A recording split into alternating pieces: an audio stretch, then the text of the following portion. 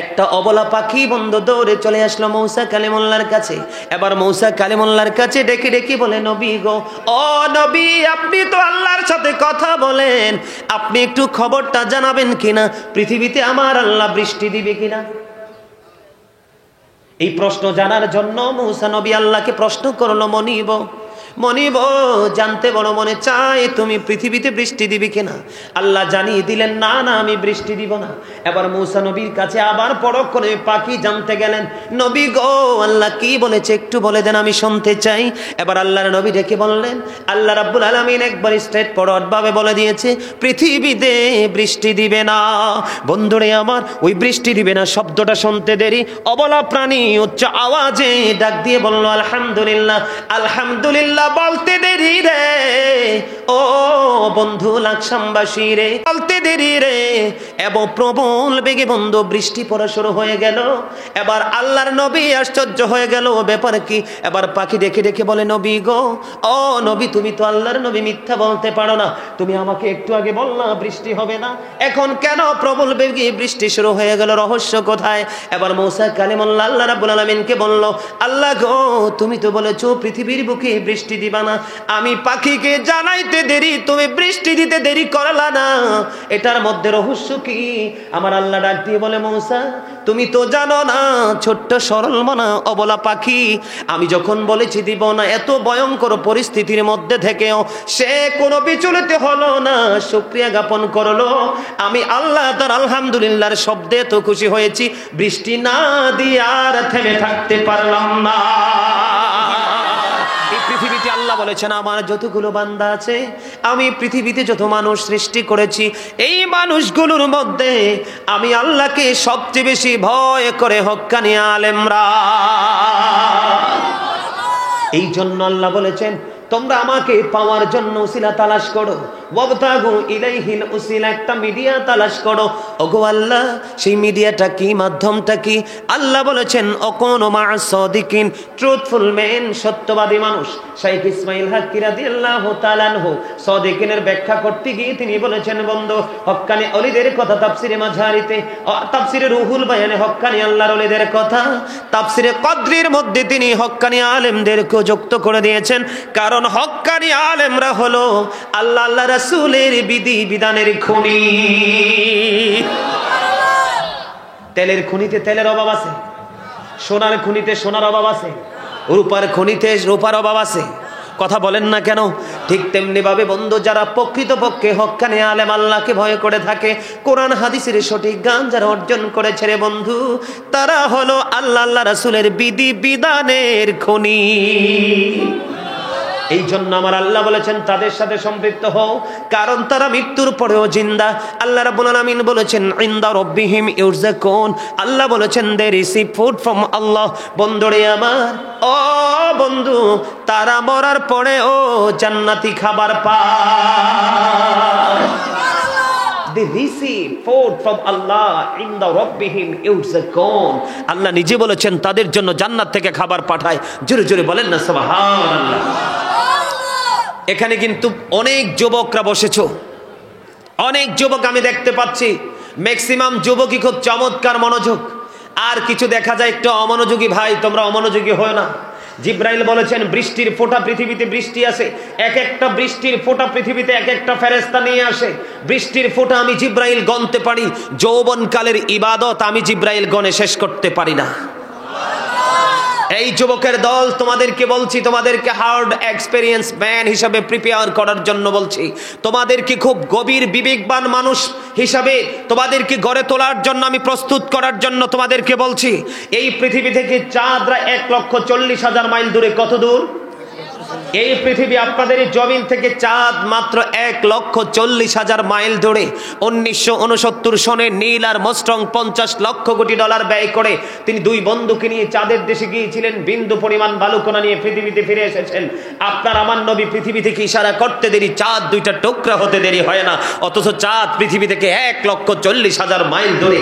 জোরে জোরে বলেন আল্লাহু আকবার। যুবকদেরকে বোঝানোর জন্য বলছি, যুবক, আজকে ঘুমায়ও না, চলে আসো এই জান্নাতের বাগানে। আমার আল্লাহ তোমাদের জন্য নিয়ামত বরাদ্দ করে রেখেছে। যদি তোমরা যৌবনকালে এই গোলামি, আল্লাহর গোলামি, নবীর প্রেমে পড়তে জীবন যাপন করতে পারো। আমার নবী বলেছে, যুবক হৃদয়ের জানালা খুলে তোমরা সবাই শোনো। আমার নবী জানিয়ে দিয়েছেন হাদিস শরীফের মাধ্যমে, বন্ধু, যৌবনকালে যারা আল্লাহর গোলামি করতে পারে, আল্লাহ রাব্বুল আলামিন তাদেরকে কাল কিয়ামতের দিন আল্লাহর আরশের ছায়ার নিচে জায়গা দিবে। বন্ধুরে আমার, বলো হুজুর আল্লাহর আরশের নিচে জায়গা কেন পেতে হবে? কাল কিয়ামতের দিন আল্লাহর আরশের ছায়া তারা কোনো ছায়া থাকবে না। ও বন্ধু, চাঁদ পৃথিবী থেকে 1,40,000 মাইল দূরে, আর সূর্য পৃথিবী থেকে 9,13,00,000 মাইল দূরে। সূর্যের আলো পৃথিবীর বুকে আসতে সময় লাগে মাত্র 8 মিনিট 20 সেকেন্ড। প্রতি সেকেন্ডে 1,86,000 মাইল বেগে ছুটে আসে পৃথিবীর দিকে। এই সূর্যের কিরণ উল্টা পথে আসে, উল্টো দিকে আসে বন্ধু, অনেক আবরণ ভেদ করে আসে, আমরা সইতে পারি না। কাল কিয়ামতের দিন বান্দার সরাসরি মাথার উপরে সূর্য থাকবে, সইতে পারবো না, ঘামে পুরো শরীর বন্ধু ডুবে যাবে। ওই দিনে ওই ভয়ঙ্কর বিপদ, ওই দিনের ওই ভয়ঙ্কর বিপদ থেকে বাঁচতে হলে যৌবনকালে আল্লাহ রাব্বুল আলামিনের গোলামি করতে থাকো। কাল কিয়ামতের দিন আল্লাহর আরশের ছায়া ছাড়া কোনো ছায়া থাকবে না। ওই দিন আল্লাহ দয়া করে তোমাদেরকে আল্লাহর আরশের ছায়ার নিচে জায়গা দিয়ে দিবে। আরো জোরে বলেন না সুবহানাল্লাহ। সুবহানাল্লাহ বলতে পারেন না? না, সুবহানাল্লাহ বলতে অসুবিধা হয়? আরে ভাই, সুবহানাল্লাহ তো জান্নাতের ফল। সুবহানাল্লাহ কি? আলহামদুলিল্লাহ জান্নাতের ফল। আমার নবী বলেছেন, তোমরা যখন জান্নাতের বাগানে আসা যাওয়া করো, ওখান থেকে জান্নাতি ফল খেয়ে নাও। ইয়া রাসূলুল্লাহ, জান্নাতি ফলটা কি একটু বলবো? মন কই আছে, আমি মই কই যাতাম না। হ্যাঁ, আমার কাছে মনে হয় আপনাদের অনেকের কাছেই জান্নাতের সার্টিফিকেট আছে না? নাই? আমার মনে হয় আপনাদের বাড়ির দরজার গেট খুব শক্ত, আজরাইল হাজার চেষ্টা করলেও আসতে পারবে না। পারবে? তাহলে মুখে তো শক্ত করে খিচ্ছা রাখছেন কেন? বোট বাদাম খাওয়ার জন্য, নাচানাচি করার জন্য, অগ্রহণযোগ্য কথা বলার জন্য জবান দেয়নি, জবান দিয়েছে আল্লাহর জিকির করার জন্য। এটা আমি বলছি না রে ভাই, এটা আমার জবান। ফাযকুরুনি remember me, then I will remember you. জোরে জোরে বলেন না সুবহানাল্লাহ। আরো জোরে। বন্ধুরে আমার, এই জান্নাতের ফল হলো সুবহানাল্লাহ, আলহামদুলিল্লাহ, লা ইলাহা ইল্লাল্লাহ, আল্লাহু আকবার। আমার নবী বলেছে, আমি না। বন্ধুরে আমার, ছোট্ট করে সুবহানাল্লাহ আলহামদুলিল্লাহ নিয়ে একটু আলোচনা করে আমার মূল আলোচনায় যাব। সুবহানাল্লাহর কত পাওয়ার, কত মর্যাদা বন্ধু। হযরতে সুলাইমান আলাইহিস সালাম একজন নবী ছিলেন, যিনি প্রতিদিন, ও বন্ধু, ছোট্ট পোকামাকড় থেকে যত কীট পতঙ্গ সবগুলোর হাজিরা ডাকতেন। কি ডাকতেন? হাজিরা ডাকতেন। সবাই সুলাইমান আলাইহিস সালামের কাছে বন্ধু হাজিরা দিতে হতো। কেউ যদি আল্লাহর নবীর কাছ থেকে অনুমতি ছাড়া বন্ধু কোথাও চলে যেত, এসে আবার কৈফিয়ত দিতে হতো। কৈফিয়ত না দিতে পারলে তাকে সাজা দিতেন আল্লাহর নবী হযরতে সুলাইমান আলাইহিস সালাম। ওনার একটা বন্ধু সিংহাসন ছিল, একটা বাহন ছিল। এটা তেল লাগতো না, মোবিল লাগতো না, ডিজেল লাগতো না, অকটেন লাগতো না, কোনো কিছু লাগতো না, এবং ড্রাইভারও লাগতো না। আল্লাহর নবীর সিংহাসন অর্ডার দিলে বাতাস নিয়ে বন্ধু ঘুরে বেড়াতো। আল্লাহর নবী সুলাইমান আলাইহিস সালাম ওই সিংহাসনে চড়ছেন। এমন অবস্থায় হঠাৎ করে বন্ধু মাঠে কৃষক কাজ করতেছে। কি করতেছে? মাঠে কৃষক কাজ করতেছে। আল্লাহর নবীর এই কুদরতি সিংহাসন দেখে ওই কৃষক জোরে জোরে বলে দিল, সুবহানাল্লাহ। সুবহানাল্লাহ বলতে দেরি রে, ও লাকসাম্বের কি হুজুরের মাজার প্রাঙ্গণের মানুষ, একটু হৃদয় খুলে শোনো। আল্লাহর নবীর সিংহাসন আর একটা মুহূর্তের জন্য সামনের দিকে যায় না।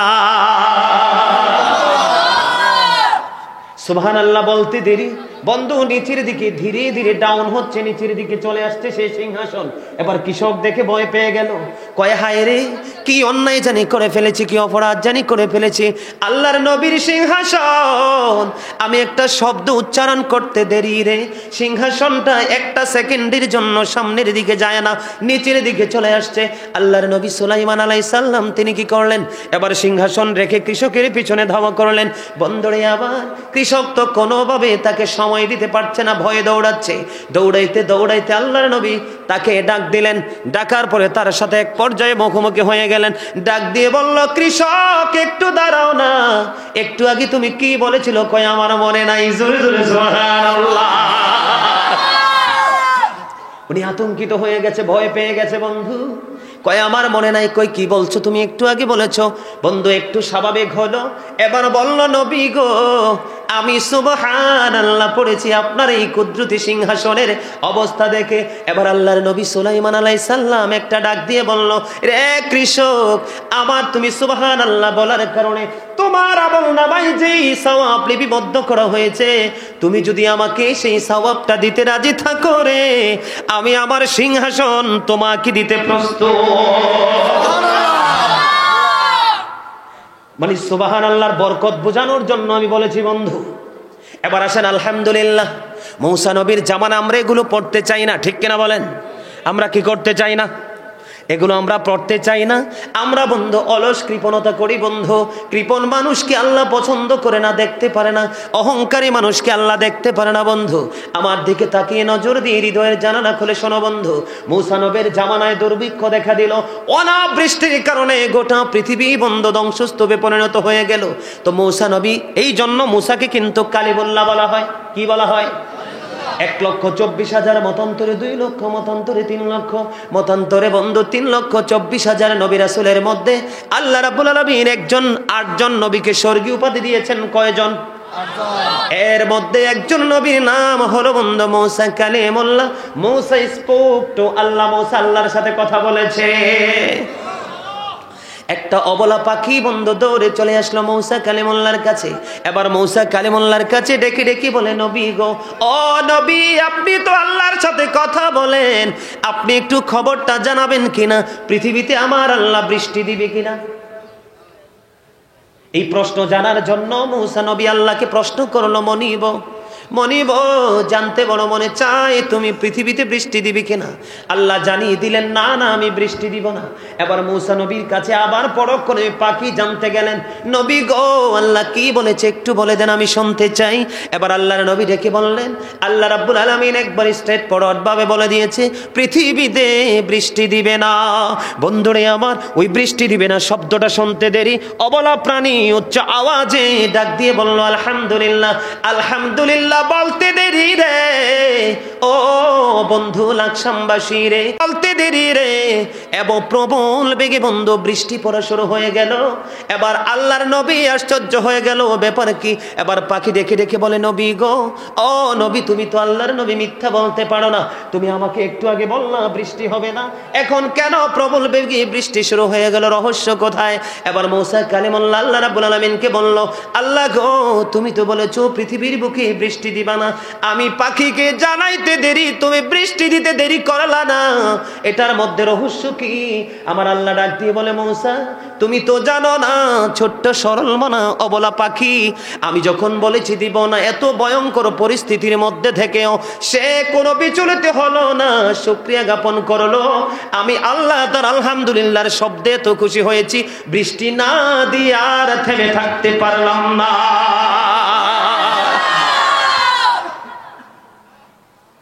এই বরকতগুলো হারিয়ে যাচ্ছে আজকে আমাদের কাছে, এগুলো ঠিক কিনা বলেন? আপনারা কি জানেন, আমরা তো নির্লজ্জ, আমরা ক্যারেক্টারলেস, আমরা বেহায়া, আমরা অপমানকে অপমান মনে করি না, ট্রিটকে আমরা ট্রিট মনে করি না। এটা আমাদের জন্য বড় লজ্জা। আমরা মুসলমান, জানেন, কিছু জানেন? আল্লাহ রাব্বুল আলামিন কোরআন শরীফের 30 পারা সূরা 3 কি বলেছেন? লাকাদ খালাকনাল ইনসানা ফি আহসানি তাকওয়িম। আল্লাহ বলেছেন বিউটিফুল শেপ, আল্লাহ বলেছে, আল্লাহ মানুষকে তো সুন্দর করে সৃষ্টি করেছে। আপনি জমিনকে প্রশ্ন করেন, জমিন তুমি তো অনেক সুন্দর, জমিন রিটার্ন আপনাকে পাল্টা জবাব দিয়ে দিবে, নও, আমার চাইতে তুমি মানুষ সুন্দর।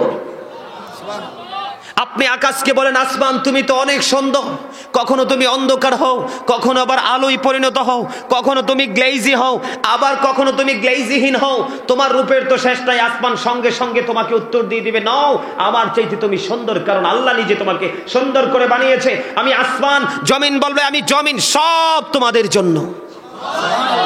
কিন্তু তারপরেও তো আমরা আলহামদুলিল্লাহ বলতে পারি, আল্লাহর পবিত্রতা বর্ণনা করতে সুবহানাল্লাহ বলতে পারি, আল্লাহর বড়ত্ব স্বীকার করতে পারি। বন্ধুরে আমার, আল্লাহ আমাদেরকে সুন্দর করে সৃষ্টি করেছে বন্ধু। এবার আমি আপনাদেরকে নিয়ে সূরা ইনফিতরের মধ্যে যাব। আল্লাহ বলেছেন, ফি সূরাতিম মা শাআ রাক্কাবাক। আল্লাহ ক্রিয়েটেড দ্য মাইন্ড। আল্লাহ বলেছেন, আল্লাহর মন মতো করে আমাদেরকে বন্ধু বানাইছে। আল্লাহ সুন্দর করে বানাইছে, আমরা হয়ে গেছি কালো, কারণ নিজের চরিত্রের কারণে বন্ধু কালো। আল্লাহর মন মতো করে আমাদেরকে সৃষ্টি করেছে বন্ধু, আমরা হয়ে গেলাম নষ্ট, কারণ পৃথিবী আমাদেরকে মাতাল করে দিয়েছে। আমি আজকে বলে গেলাম বন্ধু, আল্লাহর ওলি হযরতে বেরকি হুজুরের দরবার শরীফ থেকে আজকে বলে গেলাম, আজকে থেকে সিদ্ধান্ত নেন, অতিরিক্ত কোনো লোভ লালসা অন্তরে ধারণ করব না, অতিরিক্ত কোনো লোভকে আমার সিনায় জায়গা দিব না। কালকে থেকে দেখবেন আপনার পুরো পরিবার, পুরো জীবন, পুরো মহল্লা হয়ে যাবে আল্লাহর নূরে নূরানি। কারণ মানুষ অন্যায় করে, অত্যাচার করে, ব্যভিচার করে, জুলুম করে, নির্যাতন করে, নিপীড়ন করে বন্ধু, সেই সবগুলো সে অন্যের উপর করছে না, নিজের উপর নিজে করছে। বন্ধুরে আমার, এই যে এখন বর্তমানে বিসমিল্লাহ, খাবার শুরু বা ভালো কাজের আগে আমরা বিসমিল্লাহ পড়তে পারি না, ঠিক কিনা বলেন? কারণ আমার পেটে এত খিদা, আমি এত বেশি ক্লান্ত, বিসমিল্লাহ বলতে আমি সুযোগ পাই না, কারণ আই এম ভেরি টায়ার্ড। কথা বলে না? কিরে যুবকরা, তোমরা আমাকে পছন্দ করো না? আরে আমারে পছন্দের দরকার নাই, আমার কথাগুলো পছন্দ করো, তাইলে হবে, ঠিক কিনা বলেন? এই যে এদিক দিয়ে কয়েকটা বসছে, একবারে পলকহীন দৃষ্টিতে আমার দিকে তাকিয়ে আছে, ঠিক এইভাবে তাকিয়ে থাকো, তোমার ব্রেইন একটার পর একটা সেট আপ হয়ে যাবে। আজকের পর থেকে তুমি মানুষের মতো মানুষ হয়ে যাবে। বন্ধুরে আমার, বিসমিল্লাহ বলতে বললে, সভাপতি সাহেব আই এম ভেরি টায়ার্ড, বিসমিল্লাহ বলবো কখন? ক্লান্ত হয়ে পড়েছি। এখন বিসমিল্লাহ না বলে খাবার শুরু করে দিলাম, অথবা কাজ শুরু করে দিলাম, কাজ করতে করতে পুরোপুরি complete, I am very relax, আলহামদুলিল্লাহ বলার সুযোগ নাই, ঠিক কিনা বলেন? আলহামদুলিল্লাহর বরকত একটা এক্সাম্পল দিলাম বন্ধু মূসা নবীর জীবন থেকে। এবার আপনাদেরকে আমি আরেকটা এক্সাম্পল দিব বন্ধু, হৃদয় খুলে শোনেন, আমার দিকে তাকান। এটা কিসের চাঁদ? রজবের চাঁদ। আমার নবী মেরাজে গিয়েছিলেন, জানেন তো সবাই। মূসা নবী কত দেখতে চাইলো আমার আল্লাহকে, মূসা বলে ও রব্বি আরিনি, আল্লাহ বলে লাং তারানি, ঠিক কিনা? আর আপনার আমার নবী সম্পর্কে আল্লাহ রাব্বুল আলামিন বলেছেন, সুবহানাল্লাযী ইয়াসরা বিআবদিহি লাইলাম মিনাল মাসজিদিল হারামি ইলাল মাসজিদিল আকসাল্লাযী বারাকনা হাওলাহু লিনুরিয়াহু মিন আয়াতিনা। আল্লাহর হাবিবকে, আমাদের নবীকে আমি সবসময় বুকে হাত দিয়ে বলি, I am very successful person. আমি সবসময় বুকে হাত দিয়ে বলি, কনফিডেন্সলি আজকেও বলছি, I am very successful, I am the great person. বলে হুজুর কেন গো? কারণ এমন নবীর উম্মত হয়েছে বন্ধু, অন্য নবীরা পর্যন্ত আফসোস করেছে, নবী না হইয়া যদি আখিরি নবীর উম্মত হইতাম, জীবন ছিল ধন্য, ঠিক কিনা বলেন? বন্ধুরে আমার, এই মেরাজের রজনীতে আমার নবী গেলেন, জান্নাত দেখলেন, জাহান্নাম দেখলেন, আল্লাহ কত নিদর্শন দেখাইলেন, সব চতুর্দিক বরকতময় করে দিলেন। আল্লাহ রাব্বুল আলামিন আমার নবী জান্নাতে গিয়ে 4টা নহর দেখলেন। কয়টা? কথা বলে না, কয়টা? 4টা নহর। কয়টা? 4টা নহর মানে নদী বলতে পারেন, খাল বলতে পারেন, সাগর বলতে পারেন, যেটাই বলেন, নালা। নহর কয়টা? 4টা বন্ধু। একটা হলো পানির নদী, একটা হলো দুধের নদী, একটা হলো শরবতের নদী, আর একটা হলো মধুর নদী। পানি পছন্দ করে না, মধু পছন্দ করে না, দুধ পছন্দ করে না, শরবত পছন্দ করে না। বন্ধু, পৃথিবীর বুকে একটা মানুষও খুঁজা পাওয়া যাবে না। কথা বলেন না কেন? আমি আপনাদেরকে বিসমিল্লাহর বরকত বোঝাচ্ছি বন্ধু। বিসমিল্লাহর পাওয়ার কত। বিসমিল্লাহ শরীফ তেলাওয়াত, ইসম শরীফ তেলাওয়াত করলে বান্দার ইজ্জত কত বেশি বেড়ে যায়। বন্ধুরে আমার, হৃদয়ের জানালা খুলে তোমরা সবাই শোনো। এই এলাকার আমার মা, আমার বোনেরা, আমার ভাই, আমার বাবারা, সবাইকে ডেকে ডেকে বলছি রে, হৃদয়ের জানালা খুলে সবাই শোনো গো। আজকের মাহফিল হতে পারে চিরস্থায়ী জান্নাতের বড় একটা মাধ্যম। বন্ধুরে আমার, আমার নবী 4টা ঝর্ণা দেখলেন। ব্যাপার কি? ঝর্ণাগুলো জান্নাতে, 4টা নহর আসলো কোত্থেকে? উৎপত্তি স্থল কোথায়? এবার জিবরাইল আলাইহিস সালাম অন্যান্য ফেরেশতা সহ আমার নবীকে নিয়ে বন্ধু উৎপত্তি স্থলে নিয়ে গেলেন। যাওয়ার পরে হঠাৎ করে আমার নবী নজর দিয়ে থাকলেন, বিশাল বড় একটা গম্বুজ দেখা যায়। বন্ধু, কিতাবে যেইভাবে এসেছে বর্ণনাটা, ওই গম্বুজটা এত বিশাল বড় ছিল, পৃথিবীর মানুষগুলো সবগুলোকে যদি ওই গম্বুজের উপরে যদি তুলে দেওয়া হয়, ছোট্ট ছোট্ট অনুকণার মতো দেখা যাবে। এত বিশাল গম্বুজ, এত বিশাল গম্বুজ আমি দেখতে পেলাম। দেখতে পাওয়ার পরে আমি সামনে গেলাম। আমি ফিরে আসতে চাইলাম। ফিরে আসতে চাওয়ার পরে ফেরেশতারা বলল, নবী গো, আপনি কি ভিতরটা একটু তালাশ করে দেখবেন কিনা? ভিতর উৎপত্তি স্থলটা আপনি দেখবেন কিনা?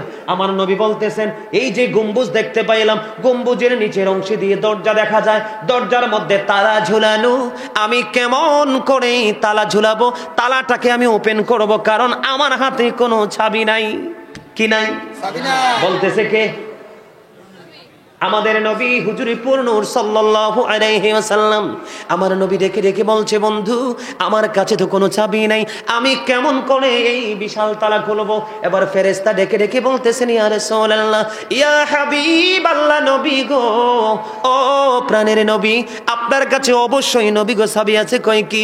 নবী পবিত্র ইসম শরীফ পড়ে আপনার বরকতময় হাত মোবারক আপনি বাড়িয়ে দেন।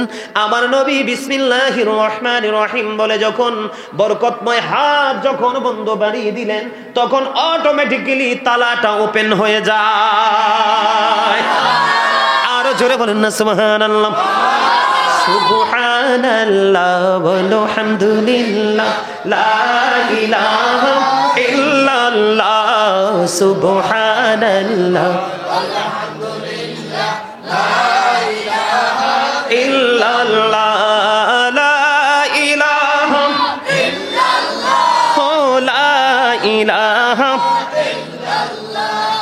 নবী আমার নহরের ফতুল, জগত করলেন ও জালা।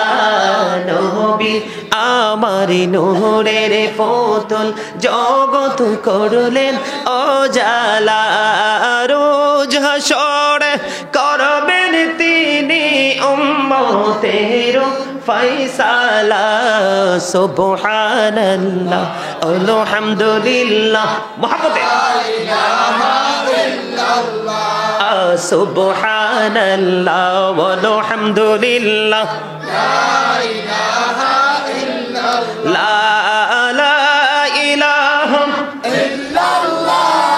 লা ইলাহা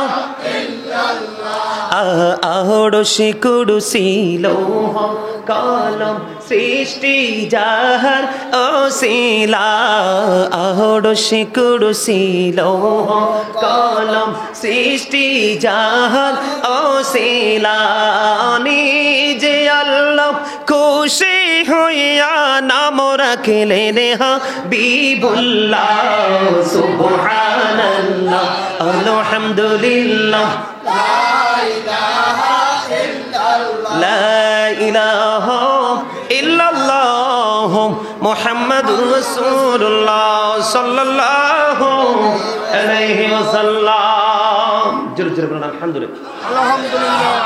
বন্ধুরে আমার বলতেছিলাম, তেলাওয়াত করে যখন বরকতময় হাত যখন সামনের দিকে বাড়িয়ে দিল, অটোমেটিক্যালি বন্ধ তালাটা খুলে গেল। এবার তালা খোলার পরে আমার নবী বরকতময় কদম বাড়িয়ে দিলেন। যাওয়ার পরে এবারে দরজার ভিতর দিয়ে ভিতরে ঢুকলেন। যাওয়ার পরে চাইয়া দেখে 4টা কোণে 4টা নহর উৎপত্তি হচ্ছে। কয়টা কোণ? চারটা কোণে চারটা বন্ধু, একটু মজার আলোচনা করব কিনা? বন্ধুরে আমার, মুমিন যারা, ইমানদার যারা, আল্লাহ নবীর প্রেমিক যারা, আল্লাহর দিদার চায়, পরকালে মুক্তি চায়, অবশ্যই তাদের মধ্যে জানার অনুভূতি আসবে, ঠিক কিনা? কয়টা কোণ? চারটা কোণে বন্ধু, চারটা নহর উৎপত্তি হচ্ছে, ঠিক কিনা বলেন? যেমন আমি আপনাদেরকে অনেকেই বুঝতে অসুবিধা হতে পারে, সাধারণ সরল মনে তৃণমূল পর্যায়ের মানুষ যারা, বন্ধুরে আমার, আমি উৎপত্তি স্থল মানে এটা ওঠার জায়গা, শুরুর জায়গা, কিন্তু কথা বলেন না কেন? মূল যে কেন্দ্রবিন্দু, সেই জায়গা থেকে এটা সূত্র তৈরি হলো। যেমন ধরেন, আমরা শুক্রবারে জুমার দিনে বিশেষ করে মসজিদে যখন যাই, মসজিদের আঙ্গিনায় অজুখানা আছে না নাই? পাইপ দিয়ে পানি আসে কিনা? পানিটা আসে কোত্থেকে? উপর ট্যাঙ্ক থেকে, ঠিক কিনা বলেন? এই ট্যাঙ্কের মধ্যে যুক্ত হলো কোত্থেকে? ও বন্ধু, আমরা এই বাংলাদেশে যে ঢিপকল গুলো বসার প্রক্রিয়া যারা করে, ওই সমস্ত এক্সপেরিয়েন্স ম্যানদেরকে ডেকে আমরা গভীর সমুদ্রের তলদেশ থেকে মাটি খনন করে উঠাই। এটাই হলো ট্যাঙ্কে যাওয়ার উৎপত্তি স্থল। ঠিক তেমনি নবী দেখেছেন বন্ধু বিশাল গম্বুজ, গম্বুজের উপরে বিশাল একটা পেয়ালা বন্ধু, ওই পেয়ালার নিচ দিয়ে পানিগুলো চতুর্দিকে বন্ধু চারটা নালা চারদিকে প্রবাহিত হয়। এবার আমার নবী তার মূল উৎপত্তি স্থল আইডেন্টিফাই করার জন্য চলে গেল। যাওয়ার পরে এবার আমার নবী, আপনার নবী সরকারে মদিনা ইমামুল মুরসালিন রাহমাতাল লিল আলামিন, তিনি ভিতরে নজর দিয়ে চায়া দেখলো বন্ধু, ভিতরের দিকে নজর দিয়ে চায়া দেখলো চারটা কোণ থেকে চারটা নহর উৎপত্তি হচ্ছে। প্রথমত বন্ধু, আমার নবী পানির নদীর যে ব্যাখ্যা আমি পেয়েছি বন্ধু, বিসমি শব্দের মধ্যে একটা মিম আছে না নাই? বিসমিল্লাহ, এখানে মিম আছে না নাই? বিসমি শব্দের মিম অক্ষর হইতে ওই পানির নদীটা উৎপত্তি হয়েছে। পানির নহর, বিসমি শব্দের মিম অক্ষর হইতে বন্ধু পানির নহরটা উৎপত্তি হয়েছে। বিসমিল্লাহ আল্লাহ শব্দের হা অক্ষর হইতে বন্ধু দুধের নদী উৎপত্তি হয়েছে, দুধের নহর উৎপত্তি হয়েছে। বিসমিল্লাহ, বিসমিল্লাহির রহমান শব্দের মিম অক্ষর হইতে বন্ধু শরবতের নদীটা বন্ধু, তোমার জন্য এই চারটা নহরই বরাদ্দ থাকবে। আজকে আমরা বিসমিল্লাহ বলি না, আলহামদুলিল্লাহ বলি না, আল্লাহু আকবার তো বলি না, আর খাবার দাবারের আদব তো নাই, যেখানে দাঁড়ায় সেখানে খায়, অথচ দাঁড়াইয়া খাওয়ার কোনো বৈধতা, বাম হাতে খাওয়ার কোনো বৈধতা। আমার নবীর সামনে এক ব্যক্তি বাম হাতে খাচ্ছেন, আমার নবী বলছেন ডান হাতে খাও, ওই ব্যক্তি উত্তর দিল, নবীকে আমি ডান হাতে খেতে পারি না, অথচ সে কিন্তু খাওয়ার যোগ্য, খেতে পারেন, কিন্তু তিনি অহংকার করে কি করলেন না, ডান হাতে নবীর কথাটা না মেনে তিনি কি করলেন না, ডান হাতে খেলেন না, বাম হাতেই খেতে থাকলেন। আমার রাসূল তখন বলেছেন, তুমি যেন আর কোনোদিন ডান হাতে খেতে না পারো। হাদিসের রাবি বলেছেন, তখন থেকে আমার নবী যেদিন বলেছে তুমি যেন আর কোনোদিন ডান হাতে খেতে না পারো, সেদিন থেকে আর জীবনে কোনোদিন সে ডান হাতটার উপরে তুলতে পারেনি। আজকে আমরা সক্ষম থাকার পরেও অক্ষমতার ভাব দেখাই, এটা আমাদের ঈমানি দুর্বলতা এবং আল্লাহর প্রতি ভয় না থাকার কারণ, ঠিক কিনা বলেন? আরো আলোচনা শুনবেন, আলোচনা আরো শুনবেন সবাই? হবে শুরু বলে আপনাদের কাছে যদি মনে হয় শুরু, তাহলেই শুরু, কমিটি শুরু বললে শুরু হবে না। শুনতে চান সবাই? আরো জোরে সবাই তো জি বলেন না, হাতটা তোলেন তো একটু দেখি। আলহামদুলিল্লাহ, আলহামদুলিল্লাহ, হাত নামা। এই যে হাত উঠাইছে, হাতও কিন্তু ফেরেশতাদের ক্যামেরায়, সিসি ক্যামেরা। আপনারা তো এই দুই কাঁধে দুই ফেরেশতা আছে, এই ভয়ে তো আমরা আতঙ্কে থাকি, ঠিক কিনা? দুই কাঁধে কি আছে? যাবেন আসেন না? আচ্ছা ঠিক আছে, ঠিক আছে ইনশাআল্লাহ যান। আমরা দোকানে যখন মালিক কি করে, মালিক যখন ক্যামেরা ফিটিং করে, কর্মচারী সারাক্ষণ আতঙ্কে থাকে, থাকে না? কথা কয় না কেন? ধরা পড়তে পারলে আপনারা দেখছেন কিনা জানি না, ঢাকাতে দেখছেন না কি হয়েছে? আজকে একটা খবর দেখলাম, দুই মিস্ত্রিকে মালিক পিটাইতে পিটাইতে একবারে মেরে ফেলছে টাকার জন্য। মালিকের টাকা হারিয়ে গেছে, এখন শ্রমিকদের উপরে তার নজর গেছে, সেই নজরে শ্রমিকদেরকে মেরে ফেলেছে।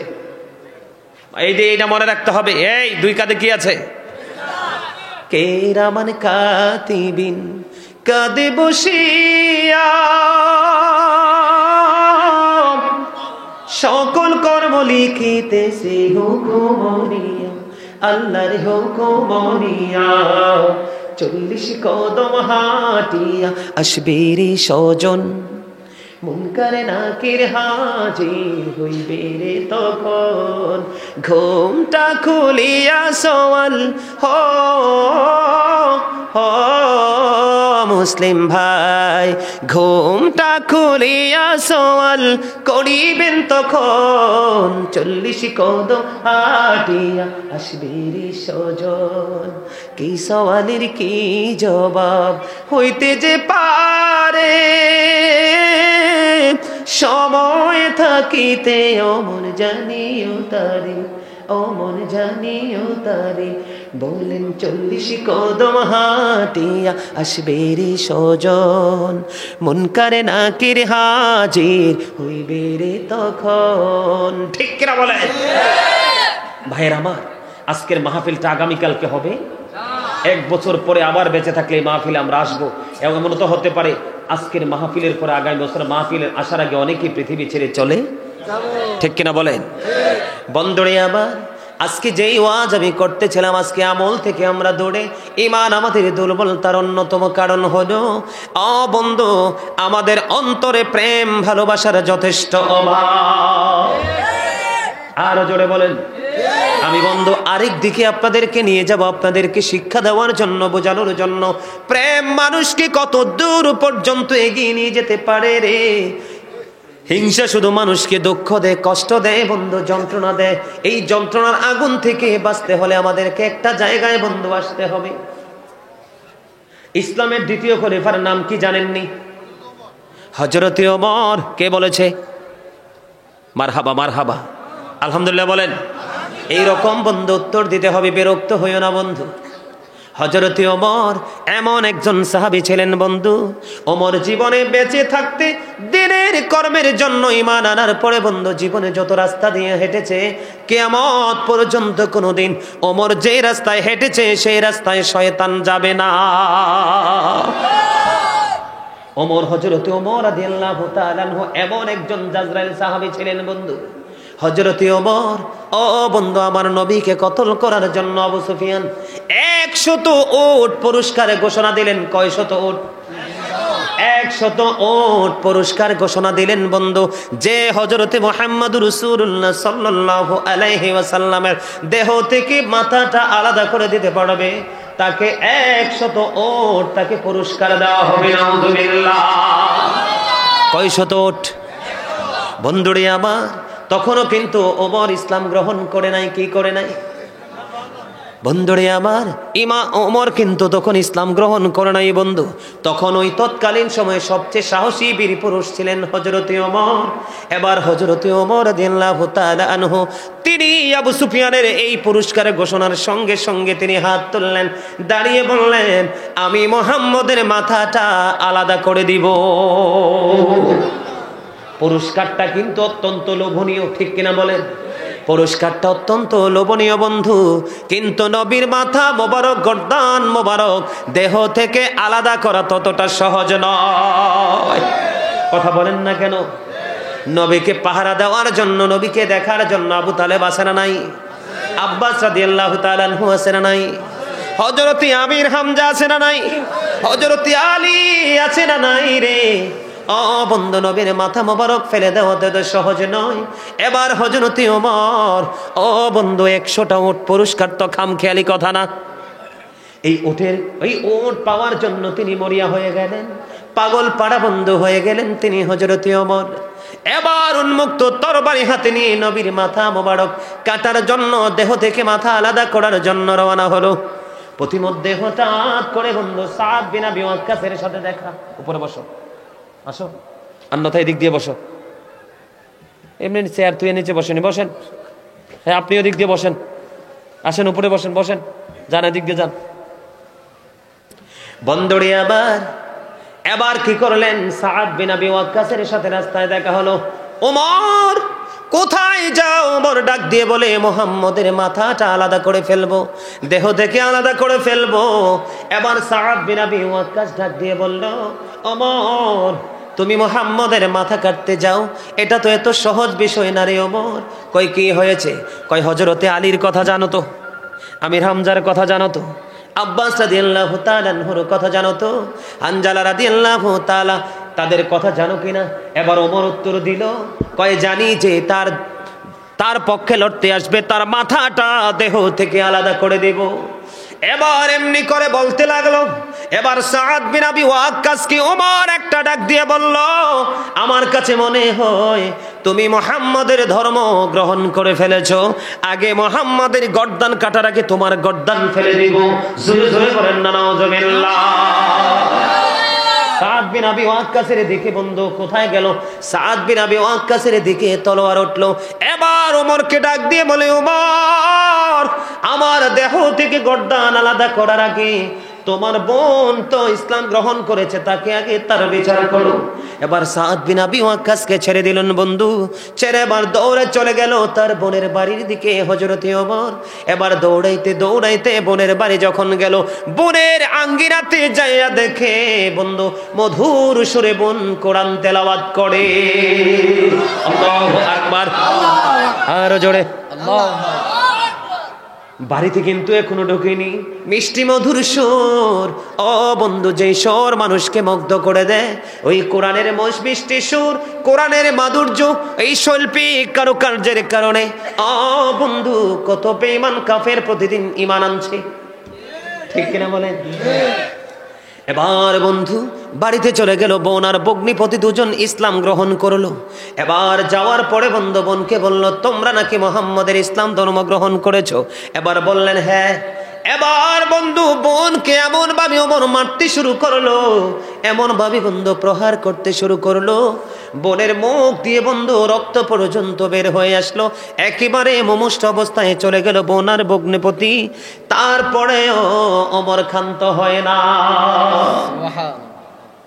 নাউজুবিল্লাহ বলেন না, আর জোরে নাউজুবিল্লাহ। এবার বন্ধু বোনকে বলল, মুহাম্মদের ধর্ম ত্যাগ করতে হবে।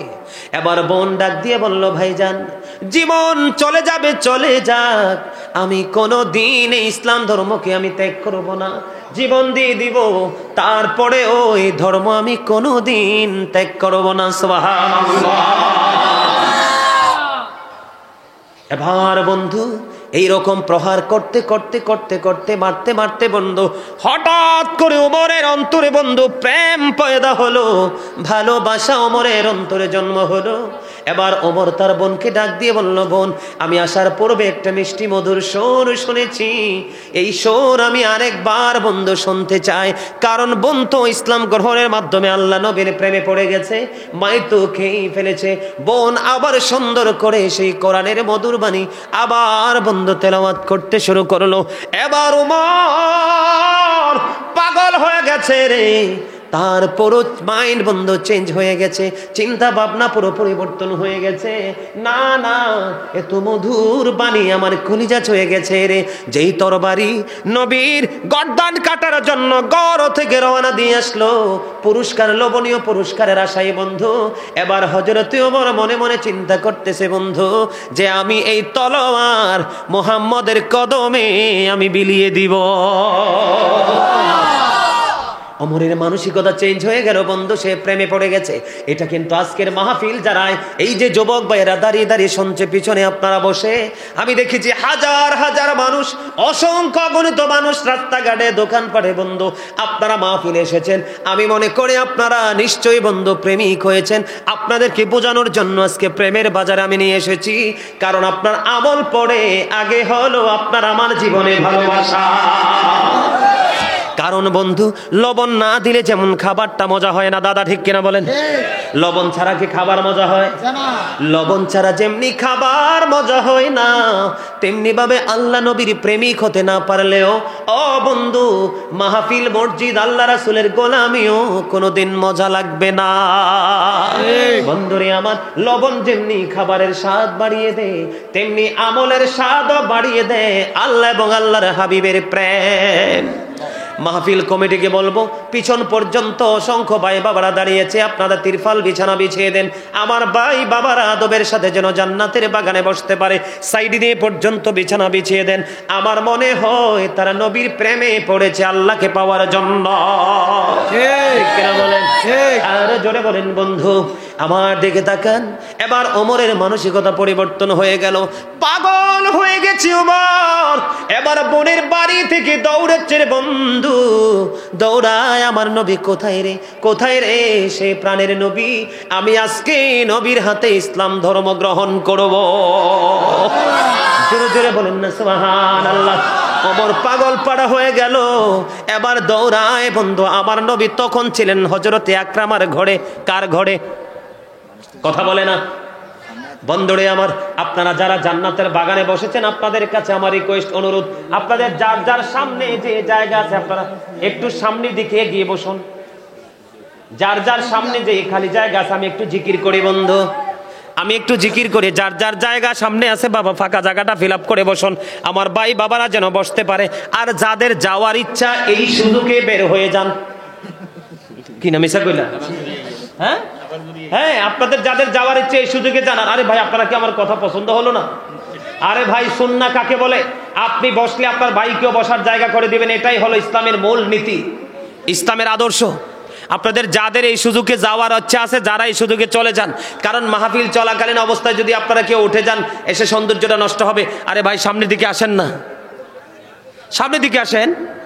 ইয়া রাসূলুল্লাহ ইয়া হাবিবাল্লাহ ইয়া রাসূলুল্লাহ ইয়া হাবিবাল্লাহ ইয়া রাসূলুল্লাহ ইয়া হাবিবাল্লাহ আমার মতের নিদান কাল আসিও নবী গো আমার শিয়রে দেখিব আপনাকে নয়ন ভরে ইয়া রাসূলুল্লাহ ইয়া হাবিবাল্লাহ ইয়া রাসূলুল্লাহ ইয়া হাবিবাল্লাহ আসসালাতু ওয়াসসালামু আলাইকা ইয়া